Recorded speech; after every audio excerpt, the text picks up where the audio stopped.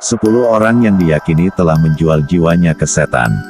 Di dunia ini, selalu saja ada orang yang suka mencari jalan pintas, entah karena mereka mengejar kekayaan, ketenaran, kesenangan ataupun kekuasaan.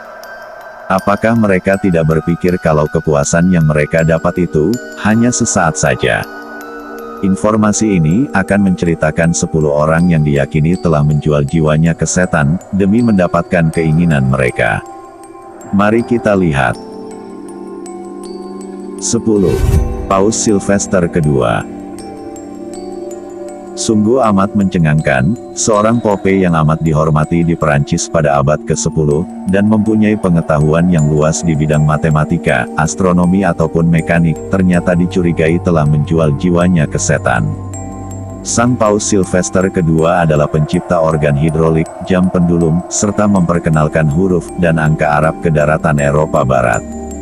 Dia juga menulis buku tentang matematika, ilmu pengetahuan alam, teologi, musik dan filosofi. Setelah kematiannya, rumor mulai berkembang yang mengatakan bahwa kecerdasan dan kejeniusannya adalah hasil dari perjanjian Paus tersebut dengan setan. Entah ini benar atau tidak.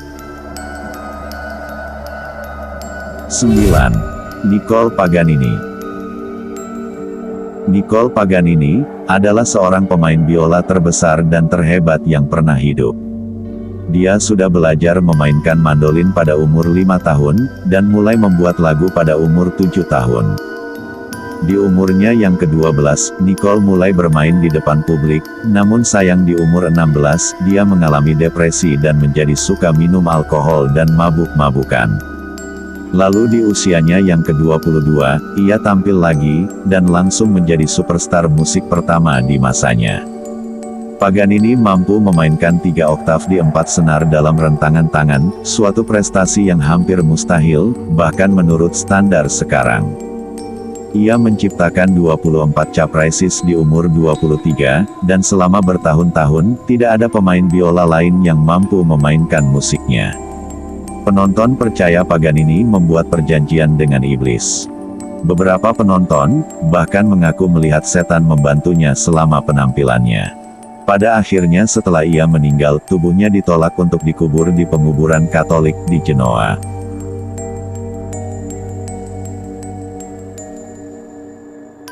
Delapan.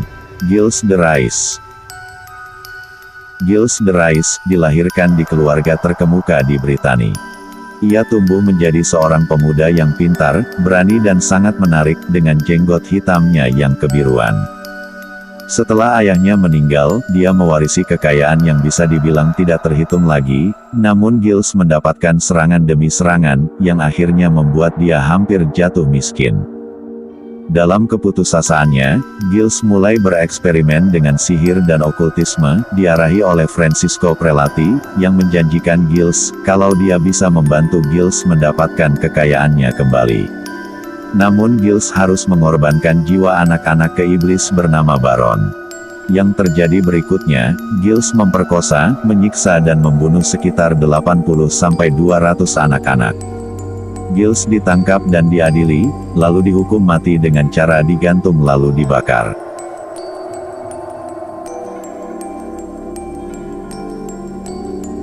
Tujuh. Jenderal Jonathan Moulton. Jonathan Moulton mengawali karirnya bekerja sebagai pembuat kabinet di tahun 1745, setelah itu, ia pergi dan memulai karir barunya sebagai prajurit New England. Dia telah bertempur dalam Perang King George, Perang Perancis, dan Perang Indian. Dia lalu menikah dan mempunyai 11 anak. Ia menjadi salah satu orang terkaya di New Hampshire, dan cerita mulai bermunculan tentang kontraknya dengan setan. Tahun 1769, rumah megah yang ia miliki di kota Puritan terbakar habis.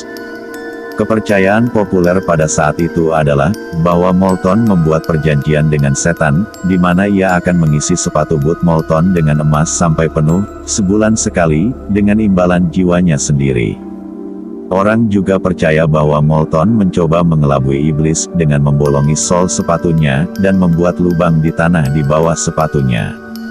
Iblis heran, kenapa butuh waktu lama sekali untuk mengisi emas di sepatunya. Iblis lalu menemukan lubang di bawah sepatunya, dan berpikir untuk membalas dendam. Ketika Molton meninggal, tubuhnya menghilang dari peti mati, dan digantikan oleh kotak berisi koin yang dicap dengan gambar setan. Peti mati Molton dikuburkan tanpa nisan, dan lokasinya tidak diketahui.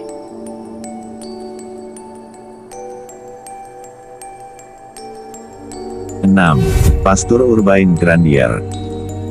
Pastor Urbain Grandier, seorang Katolik di Perancis, dibakar di atas tiang, setelah dinyatakan bersalah karena mempraktikkan sihir. Saat masih hidup, Pastor Urbain adalah seorang pastor di gereja Sainte-Croix di Loudun, Prancis. Mengabaikan tata norma, dan nilai-nilai agamanya, dia diketahui memiliki hubungan seksual dengan sejumlah perempuan.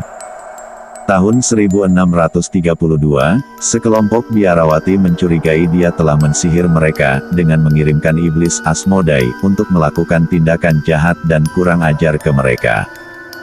Di persidangan, juri memperlihatkan dokumen-dokumen, yang ditandatangani oleh Grandier sendiri dan beberapa iblis, sebagai barang bukti bahwa Grandier telah benar-benar membuat kontrak dengan iblis. Dokumen itu ditulis terbalik dalam bahasa Latin, dan bahkan mempunyai segel dari iblis itu sendiri. Jika Anda penasaran, beginilah isi dari teks dokumen perjanjian Grandier dengan iblis. Kami, Lucifer, setan muda, Beelzebub, Leviathan, Elini dan Astaroth bersama-sama dengan yang lainnya, telah menerima perjanjian dengan Urbain Grandier yang telah menjadi milik kami. Dan kepada dia kami berjanji untuk memberikan cinta dari perempuan, bunga perawan, rasa hormat dari raja, kehormatan, nafsu, dan kekuatan. Dia akan pergi melacur 3 hari yang panjang, Korsel akan sayang padanya.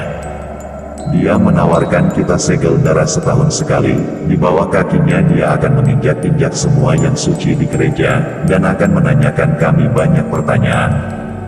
Dengan perjanjian ini ia akan hidup 20 tahun lamanya di bumi, dan kemudian akan bergabung dengan kami, untuk berbuat dosa terhadap Allah. Terikat di neraka, di Dewan Setan.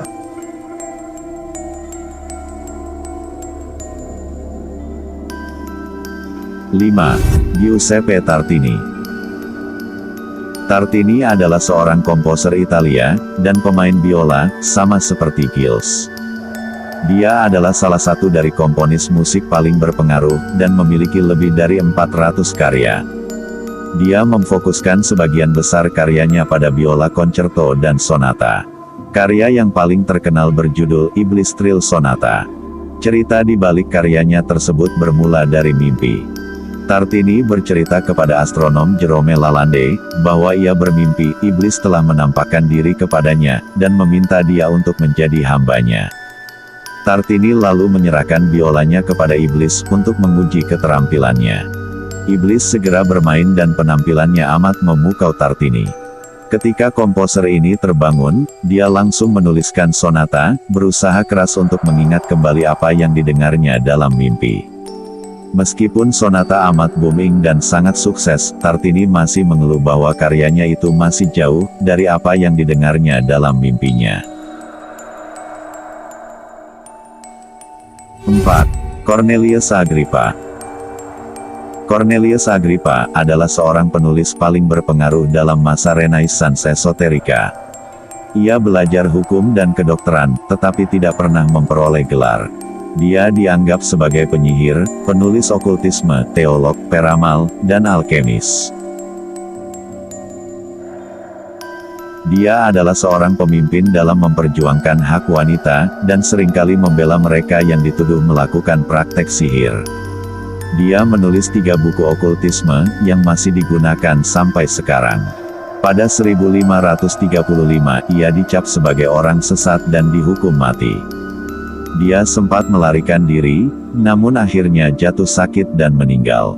Setelah kematiannya, keluar anjing hitam dari ranjang kematiannya, yang tidak asing lagi.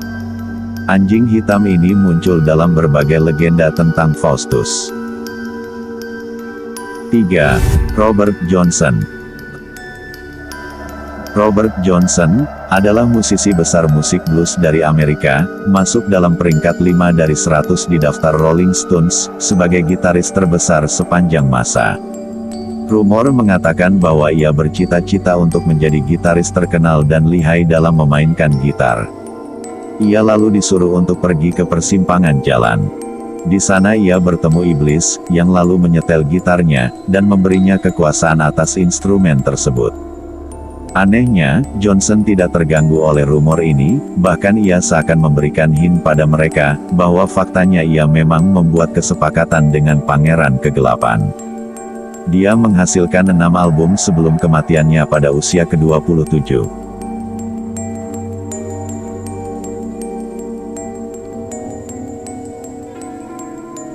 2. Johann Georg Faust. Dr. Johann Georg Faust adalah seorang alkemis, peramal dan penyihir dari Jerman.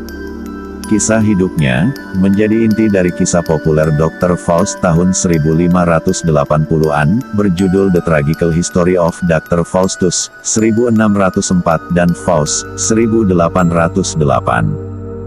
Rumornya, Faust menginginkan kehidupan yang penuh kepuasan dan kesenangan, dan melibatkan diri dengan praktek okultisme, yang mengajarkan bagaimana memanggil setan. Setelah berhasil melakukannya, ia membuat kesepakatan dengan iblis, menukarkan jiwanya, dengan 24 tahun pengabdian iblis kepadanya. Setelah 16 tahun berselang, ia menyesali perbuatannya dan ingin membatalkan perjanjian tersebut. Konsekuensi dari upayanya untuk menarik kesepakatan dengan iblis, berakhir seperti yang kita duga, ia dibunuh secara brutal oleh iblis. 1. Theophilus of Adana. Santo Theophilus dari Adana, wafat tahun 538, adalah seorang ulama di gereja abad ke-6, yang dikatakan telah membuat kesepakatan dengan iblis untuk mendapatkan posisi gerejawi. Kisahnya sangat penting, karena merupakan cerita tertua perjanjian dengan iblis. Theophilus adalah diakon agung dari Adana, Cilisia, yang merupakan bagian dari Turki modern. Ia dengan suara bulat, terpilih menjadi uskup, tapi dia menolak. Seorang pria lain terpilih sebagai penggantinya. Ketika uskup baru secara tidak adil mencopot jabatan Theophilus sebagai diakon agung, Theophilus menyesali kerendahan hatinya, dan mencari seorang penyihir untuk membantu dia menghubungi setan. Setan bersedia membantunya, dengan syarat Theophilus meninggalkan Kristus dan Bunda Maria, dalam kontrak yang ditandatangani dengan darahnya sendiri. Theophilus memenuhi syarat tersebut, dan iblis memberinya posisi sebagai uskup. Bertahun-tahun kemudian, Theophilus bertobat dan berdoa untuk pengampunan. Setelah 40 hari puasa, Bunda Maria menampakkan diri kepadanya, dan menegurnya. Theophilus berpuasa selama 30 hari lagi, dan akhirnya diberi pengampunan.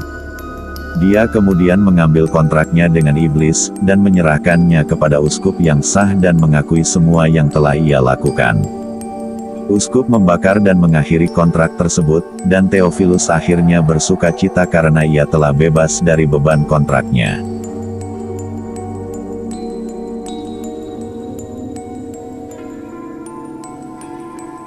Itulah 10 orang yang diyakini telah menjual jiwanya ke setan. Semoga informasi tadi bisa menambah wawasan kita semua. Terima kasih sudah menonton.